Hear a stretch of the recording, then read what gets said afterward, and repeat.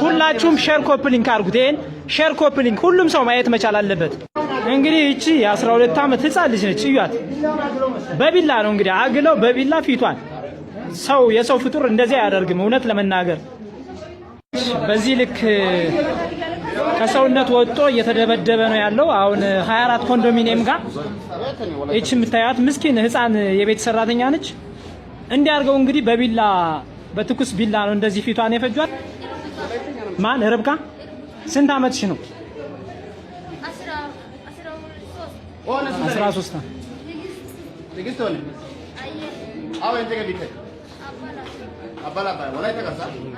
እስኪ እጅሽ አዩ ምን የምታዩት እንግዲህ ኢትዮጵያውያን እና ትውልደ ኢትዮጵያውያን ርሱልን። በስተመጨረሻ ባደረግነው ርብርብ ወንጀለኛዋን ለህግ አካል አሳልፈን ሰጠናል። በፖሊስ ቁጥጥር ስር ውስጥ ውላለች። ከኮንዶሚኒየም እየወረደች ነው። ወንጀለኛዋ ይችን ትመስላለች። ሰላም ሰላም ክርስቶስ ይብዛላችሁ። ውድና የተከበራችሁ የእናንተ ተከታታዮች እንዴት ናችሁልኝ? ባላችሁበት የእግዚአብሔር ሰላሙ ፍቅሩ ብዝዝት ይበልልኝ። ስለምታበረታቱኝ ስለምትደግፉኝ አመሰግናለሁ። እግዚአብሔር አምላክ አክብርልኝ። ዛሬ በጣም የሚያሳዝንና ልብ በሚሰብር ቪዲዮ ይዤላችሁ መጥቻለሁ። እንግዲህ እንደምታዩት እህታችን የ13 ዓመት ታዳጊ ልጅ ናት። ሰራተኛ ተቀጥራ ሰውነቷን በብረት እያጋሉ እየገረፉ ሲያሰቃያት ከርመዋል ማለት ነው። እና በቀኝ በኩል ደግሞ ቀይ ያከበብኩባት ደግሞ የተቀበ አሰሪዋ ነች ማለት ነው። እና እርጉዝም ሆና እንደዚህ አይነት ግፍ ስታደርስባት ከርማለች ማለት ነው። እና ይሄ እግዚአብሔር አምላክ ሲያገለጣት ነው እንጂ ስንት ቦታ አያችሁት። እጇን ራሱ እንዴት እንደደበለዘ የተቀጠቀጠ እንደው በህይወት መኖሯን ራሱ በጣም ይከብዳል። ሰው የሰው ፊት እንደዚህ ከማጉደል ፈልገን ጠርተን አምጥተን በራሳችን ጊዜ እንደዚህ ስናደርግ በጣም እንደው እኛ ሴት ሆነን ሴት ላይ ስንጨክን ደግሞ የኛ ክፋታችን ማለት ነው። የሰው አይነት እንትን የለንም፣ ማስተሳሰብ የለንም፣ ሰውነት ልብ የለንም። እንስሳ እንኳን እንደራሱ እኮ ለወገኑ እኮ ይሳሳል እኮ በእውነት ሲረባው ያጎርሰዋል፣ ያካፍለው ከሚበላው ነገር። ውሃ ውስጥ ቢገባ ያንን ውሃ ለማውጣት ከአደጋ ለማከላከል የሚያደርገው ጥረት የለም።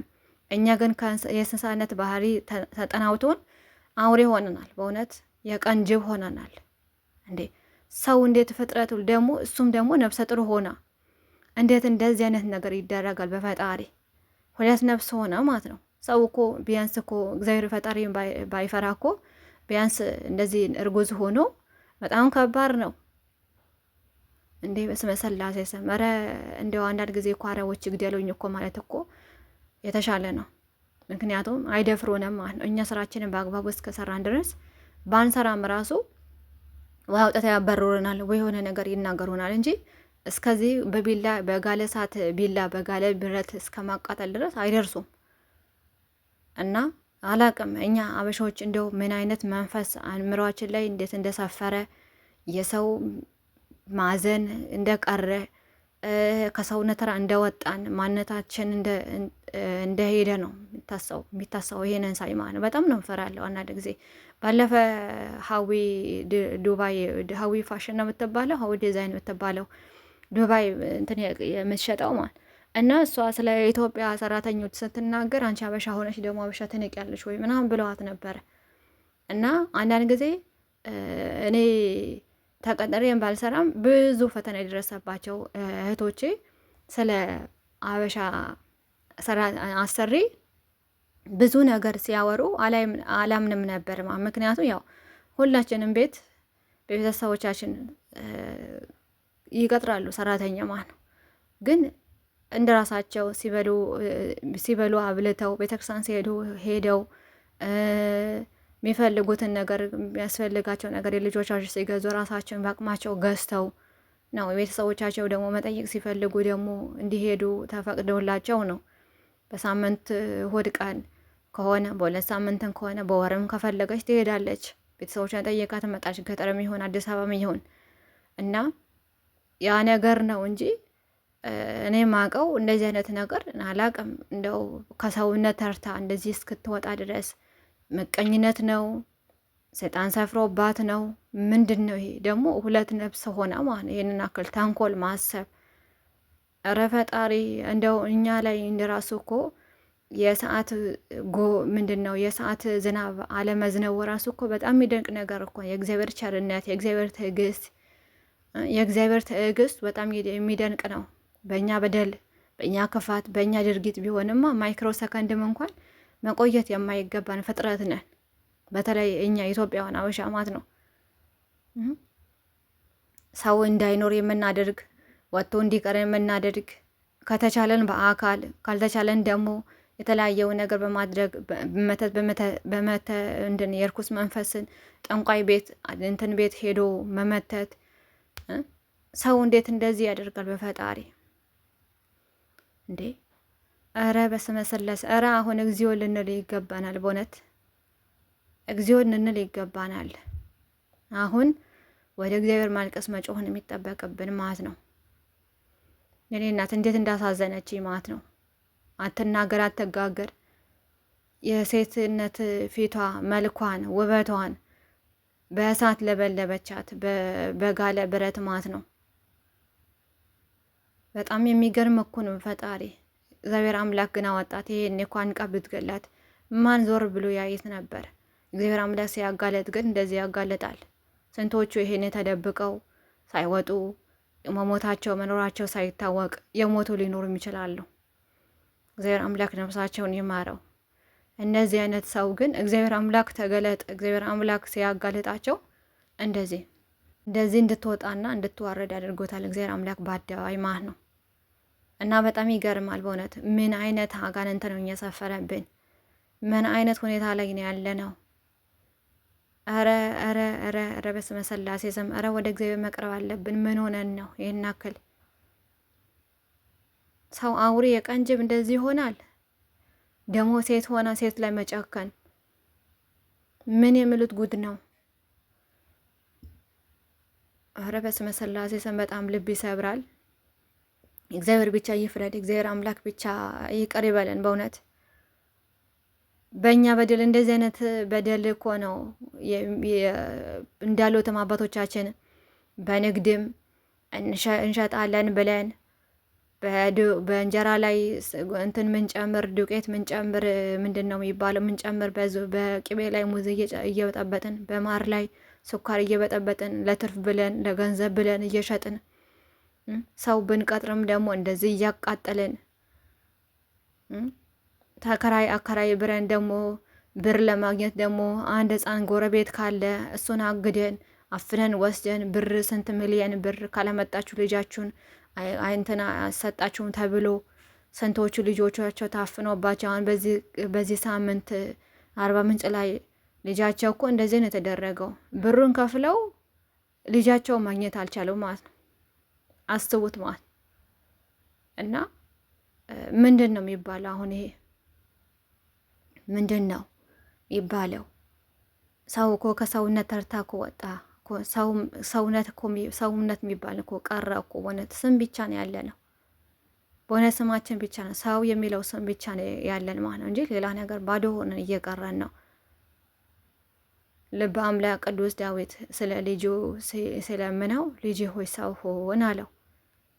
በእውነት ሰው መሆን እኮ ትልቅ ነገር እኮ ነው። ሰው መሆን ውስጥ እኮ ብዙ ነገር አለ እኮ። መተዛዘን አለ፣ መልካምነት አለ፣ ትህትና አለ፣ መተሳሰብ አለ፣ አብሮነት አለ፣ መከባበር አለ። ስንቱን ልጥቀሰው። ከሰውነት ተርታ ስንወጣ የሰውን ሀዘን አይሰማንም፣ የሰው ማልቀስ አይሰማንም፣ የሰው መቸገር፣ መራቡ፣ መጠባቱ፣ መብረዱን፣ መታረዙን አይከብደንም፣ ምንም አይጨንቀንም። ምክንያቱም እኛ እስካልጎደለብን ድረስ ብለን ስለምናስማን ከሰውነት ተርታ ስለወጣን እና እግዚአብሔር አምላክ ሰው ያድርገን፣ ሰው ያድርገን። እኔ ሌላ ነገር ምንም ነገር አልልም። ሰው አድርገን ብሎ ከመለመን ሌላ ምንም ነገር ልመና የለም። ምክንያቱም ሰው ሲሆን ነው ሁሉም ነገር የሚከናወነው የሚሆነው የሚተሳሰበው እና አሁን ሰው ተብለን እንቆጣጠራለን፣ ግን ታመናል ውስጣችን ማለት ነው። ልክ ውስጡ አንድ አፕል ወይም ቲማቲም ከውጩ ደህና ይሆናል አይደለ? ቲማቲም ተብሎ ይጠራል። ውስጡ ግን የተበላሸ ከሆነ ጊዜ ቆይቶ ያ ነገር መውጣቱ አይቀርማል። የጊዜ ጉዳይ ነው። እችን ሴትዮ የጊዜ ጉዳይ ሆና ነው እግዚአብሔር አምላክ ያጋለጣት ማለት ነው። እና በእውነት እግዚአብሔር አምላክ ይፍረድ። እንደዚህ የምታሰቃዩ ራሳችሁ መስራት መቀጠርና መስራት ሲገባችሁ ሰውን ቀጥራችሁ ወይ አቀጣጠር አታውቁ፣ አስተዳደር አታውቁ። እግዚአብሔር አምላክ ብቻ ይፍረድባችሁ።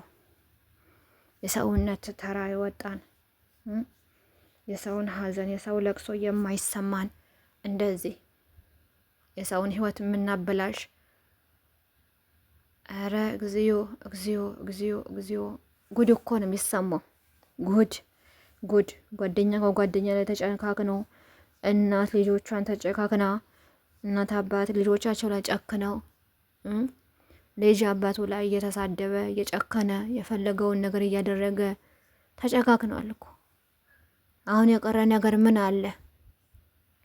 በእውነት ያልሰራ ነው በደል ያልፈጸም ነው ግፍ ምን አለ? በዚህ ምድር ላይ ያልተፈጸመ ግፍ እኮ የለም። ነው በጣም ልብ ይሰብራል፣ በጣም ያማል። የገረመችኝ ደግሞ 2 ነፍስ ሆነ ማለት ነው። ሰው ነፍሰ ጡር ሆኖ እኮ ብዙ ነገር የሚያሰጋው ነገር የሚያስፈራው ነገር አለ። መቼ እሞታለሁ መቼ ተርፋለሁ ተብሎ ነው የሚታሰው የሚባለው። እሷ ግን መሞታንም መኖራንም ሳታቅ የሚመጣው ልጅ ራሱ ምን ይሆን ሳታቅ እንደዚህ አይነት በደል የምንፈጽማል። የገርማችሁ ነገር እኔ ዶክተር ረዳስ ታደሰ የዛሬ አመት ይሆነዋል ማክሲመም ወረዲ 8 ወር ነው 9 ወር ይሆነዋል እና የሆነ እንትን ላይ ትምህርት ላይ ኢንተርቪው ሆነ ብሮድካስት ላይ ተደርገው እና ያልተናገሩት ነገር የለም በእርግዝና ወቅት ምን ማድረግ እንዳለብንና እንደሌለብን ማለት ነው። እና አሁን ይሄ ልጇ ምን አይነት ልጅ እንደሚሆን እንግዲህ ያው እሳቸው ባስተማሩት ነገር ተነስቼ ምን አይነት ልጅ እንደሆነ ያው ይሄ ቀጥታ የሆነ ነገር ነው ማለት እንደተረዳሁት ከሆነ እናት ደስተኛ በእርግዝና ወቅት ደስተኛ ከሆነች መታነብ ከሆነ የምትጸልይ ከሆነ ያ የምታደርገው ነገር ነው ሲወለድ የሚያከናውነው ይባላል። ፊል ያደርጋ ከ40 ቀን በኋላ ፊል ያደርገዋል ሁሉም ነገር አለ እና ትየው የምትናደድ ከሆነ የንዴት ስሜት እንዲሰፍርበት ያደርጋል። የምታነብ ከሆነ የማንበብ ስሜት ፊል ያደርጋል። የምትበሳጭ የምትጮህ ከሆነ ደግሞ ያው ጮኸቱ ደግሞ ውስጥ ድረስ ገብቶ ስለሚሰማው የንዴት እንትን ስሜት ይጭርበታል ብለዋል። እና አሁን እቺ ሴትዮ በእርግዝና ወቅት ይህንን ክፋት ስታስብ ስታደርግ ስትጮህ ልትመታ ትችላለች። በዛ ላይ ደግሞ ስለመታቸትም ነው ሰውነቷ ሁሉ እስኪበልዝ ድረስ ብረት አግላ ፊቷ ላይ እስከምታሳርፍባት ድረስ እንግዲህ ልጁን ምን አይነት ልጅ እንደሚሆን እንግዲህ ያው ይሄ ቀላል ነገር ነው መገመት ራሱ ማለት እና ቢያንስ ለራሳቸው እንኳን ባያስቡ ለሚመጣው ትውልድ ራሱ እንዴት ማሰብ እንዴት ያቀታል። ስንት እናቶቻቸው እኮ ስንት መልካም ሆነው ልጆቻቸው በተለያየ ምክንያት ፓራላይዝድ ሆነው አሁን ደግሞ ዘመን ያመጣሽ በሽታ ይዟቸው መንቀሳቀስ መናገር እስከማል አለመቻል ድረስ የደረሱ ብዙ እናቶች አሉ። ኦቲዝም የሚባል በሽታ እና ያ ሁሉ ያ ነገር ቢመጣስ ምንድነው ፈተናችን መከራችንስ ብለን ለምን አናስብም እንዴ? አሁን በማህፀንሽ ያለሽው የያዘችው እኮ ልጅ ነው አይደል? እሷም ለእናቷ ልጅ ነች። ሰው ለእናቱ ልጅ ነው። አግብቶም እንኳን አድጎ ይቅርና አግብቶም ከወለደም በኋላ ለእናቱ ልጅ ነው ምንም ቢሆን ማን እና እንዴት ይሄንን ነገር እንዴት ማሰብ ያቅታል? ምን አይነት አእምሮ ነው የያዘን? ምን አይነት አጋንንትን አእምሮአችን ላይ የሰፈረብን? ሰው እንዴት እንደዚህ ይጨክናል? እንዴት በብረት እስከ ማቃጠል ድረስ በጋለ ብረት እስከ ማቃጠል ድረስ ሰውነት እስኪበልዝ ድረስ እሷም ደግሞ ፊቷ ላይ ሰው የሚያየው ቦታ አካለ ጎደሎ ስታይ ተፈላጊነት እንዳይኖራት መልኳ እንዲጠፋ አካለ ጎደሎ እንድትሆን ነው ያደረገቻት ማለት ነው። በእውነት በጣም ልብ ያማል፣ በጣም ልብ ይሰብራል። በጣም መታመም ነው። ይሄ እኮ ከመታመም በላይ መታመም ነው። ምክንያቱም አንድ የታመመ ሰው አልጋ ላይ ሆኖ ተኝቶ እግዚአብሔር አምላክ ይማር ተብሎ ጎረቤት ገብቶ ዘመዳት ማለት መቶ ይጠይቀዋል ማለት። ይሄ ግን ወይ ታመመ ብለ ተብሎ ተኝቶ አይጠየቅ፣ ወይም አበደ ተብሎ አማኑኤል አይገባ፣ የሆነ ክኒን አይሰጠው፣ የሆነ ሕክምና ክትትል አይደረግለት። እንደዚህ አይነት ሰዎች በዝተናል ማለት ነው። በኢትዮጵያ ምድር እንደዚህ አይነት ሰዎች በዝተናል። በእውነት አሁነኛ ሞት ያንሰናል። የእሳት ጎርፍ እላችን ላይ ቢፈስ ቢወርድ ቢዘንብብን፣ የእሳት ዝናብ ቢዘንብብን ምንም የሚደንቅ ነገር አይደለም። ምክንያቱም የሰራነው በደል ነው፣ የሰራነው ክፋት ነው። የሰራነው መሴሽ በቆሎ አይዶ እኮ ሰው ስንዴ አይዘራም፣ እንትና አያጭድም። የዘራውን ነው። ጤፍ ከዘራ የሚያጭደው ያ ጤፍ ነው። በቆሎ ከዘራ የሚያጭደው በቆሎ ነው። እንዳለ የዘራውን የሚያጭደው። ግን እኛ በሰራነው በደል፣ እኛ በሰራነው ግፍ ልጆች በማያውቁት ሳይፈልጉ አምጥናቸው በሚያውቁት ነገር ገብተው የእነሱ ፍዳቸውን ሲበሉ መሆኑና ማየቱን የሚያሳዝነው። በእኛ በሰራነው ኃጢአት፣ በእኛ በሰራነው በደል፣ በእኛ በሰራነው ክፋት ልጆች ይወቀሳሉ። ምን የሚባል ነገር አለ በአባባል ለልጅ ይባል እንትን የልጅ ዕዳ ምንድን ነው? የአባት ዕዳ ለልጅ ይባል የለ? እንደዛማ የእናት ዕዳ የአባት ዕዳ ለልጅ ይተርፋል ይባላል። እና በጣም ይገርማል፣ በጣም ያሳዝናል፣ በጣም ልብ ይሰብራል። እግዚአብሔር አምላክ ብቻ ማስተዋልን ያድለን፣ ውሳጣዊ ዓይናችን ያብራው፣ ከሰውነት ተርታ እንዳንወጣ ሰው ይርዳን፣ ሰው ያድርገን። ከሁሉም ነገር በላይ ደግሞ ሰው መሆን ነውና እግዚአብሔር አምላክ ሰው ያድርገን። ታመናል በእውነት አሁን ምህላ የሚያስፈልግበት ሰዓት ነው። እንደ አባቶች እንደው ሰምተውን ምህላ ብያዝ ጥቁር ብንለብስ ብናለቅስ ወደ እግዚአብሔር ብንመለስ ቢያንስ 1 እንኳን ባይሆን ለ3 ቀን ራሱ ልክ እንደ ነነዌ ሰዎች በጾም በስግደት ሁሉን ሰው በአንድነት ቢጸልይ ቢሰግድ መፍትሄ ይገኝ ነበር። ግን የለም። በእውነት እግዚአብሔር አምላክ ብቻ ይማረን፣ እግዚአብሔር አምላክ ይቅር ይበለን፣ እግዚአብሔር አምላክ ብቻ ይጎብኘን። ሌላ ነገር ምን ይባላል? በጣም ልብ ያምራል፣ ልብ ይሰብራል፣ ያቆስላል። ይህን የሚያዩ ትውልድ ደግሞ በሶሻል ሚዲያ ሲለቀቅ እንዴት ምን አይነት ስሜት ይሰማዋል? ህጻናቶች ሊያዩት ይችላሉ። እንዴት ይዘገነናቸዋል? ይህን ነገር ሲሰሙት አላቅም። ብቻ እግዚአብሔር አምላክ ይድረስልን።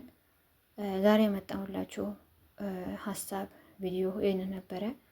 እስከ መጨረሻው አክብራችሁ ወዳችሁ ሰላም መተከታተል በጣም እጅግ አድርገን አመሰግናለሁ። ሰላምና ፍቅር ለቅድስት ሀገራችን ኢትዮጵያ ለህዝባችን ይሆን። በስደት ያለን እግዚአብሔር አምላክ ይጠብቀን። ስደታችን ባርኮ ወደ ሀገራችን ያግባን። የታሰሩን በተለያየ የታሰሩትን በእስር ቤት ያሉትን በአካል ብቻ ሳይሆን በህሊና የታሰሩትን እግዚአብሔር አምላክ ልቦና ሰጥቶ ይፍታልን። የታመሙትን እግዚአብሔር አምላክ በምሕረቱ ጎብኞ መጻጉዕን የጎበኘ አምላክ የታመሙትን ይጎብኝልን። የሞቱትን ነፍስ እግዚአብሔር አምላክ ከቅዱሳን አባቶቻችን ጎን ያሳርፍልን እላችኋለሁ። በጣም እጅግ አድርገን አመሰግናለሁ። ሰላምና ፍቅር ለቅድስት ሀገራችን ለህዝቧ ይሆንልን። አመሰግናለሁ። ሰላማችሁ ያብዛልኝ። ላይክ፣ ሼር፣ ሰብስክራይብ ማድረጋቸውን አትርሱ። በጣም እጅግ አድርገን አመሰግናለሁ። ሰላም ቆይልኝ።